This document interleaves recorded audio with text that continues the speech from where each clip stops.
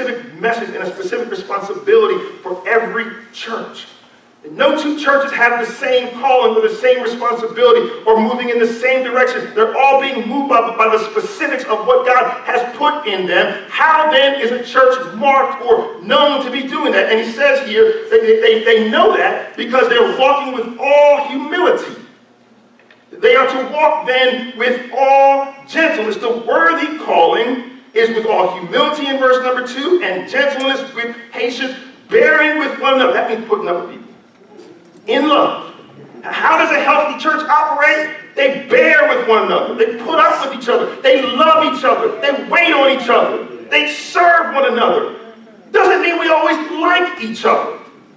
Doesn't mean we like every attribute and every aspect of one another. But I'm going to challenge you today. If there's somebody in the church that doesn't actually fit with the way you see the world and how you see things, pray for them.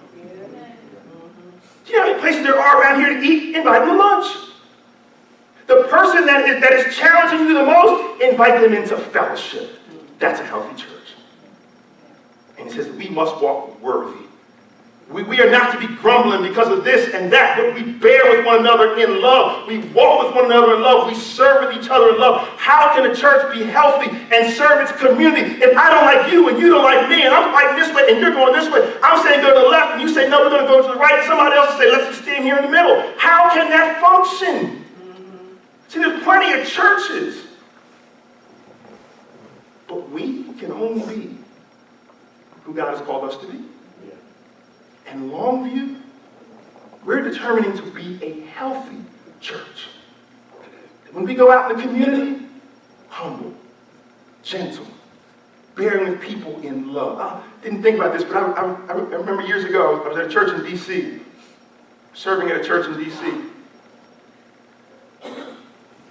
and there was a guy in our church who was dying at the time of AIDS, and I had just received, a friend of mine was starting out a business making custom suits. And as a gift, he gave me this suit. I think he said the suit cost $1,200, $1,500. I mean, it was a sharp, bad suit. And this man was sitting next to me in service.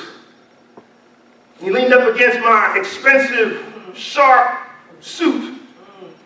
There was a guarantee with the suit that when you wear the suit, if you don't get 10 compliments, he will give you your money back. And he gave it to me as a gift already because I didn't have $1,200, $1,500 back then, or even now, for a suit. But I mean, this suit was clean. Here was this man with sore boils, sitting shoulder to shoulder. He said, hey brother, do you mind giving me a ride home? Pus coming out of his body. Evidently near death, died 2 short months after that. So I say, no, we can't give you a ride because you might dirty up my car. No. Healthy church is producing people that say, I'm going to bear, I'm going to love, I'll clean up the car later. What's more important is you. What's more important is your soul. What's more important is how you are connecting with Christ. That's what's more important in a healthy church. We don't care where people are from, or what their condition, or what their background, or what their circumstance in life is. The healthy church is walking worthy of the calling in humility and gentleness and bearing with one another in love. And then it says that we are eager. We are eager to walk with each other. It says with all humility and gentleness, with patience, bearing with one another, and we're eager to maintain the unity of the Spirit in the bond of peace. A healthy church is more about peace than a clean car. The healthy church is more about people's soul, because we can't just say that people matter and then say, but not that much, not that close, not that far, not shoulder to shoulder.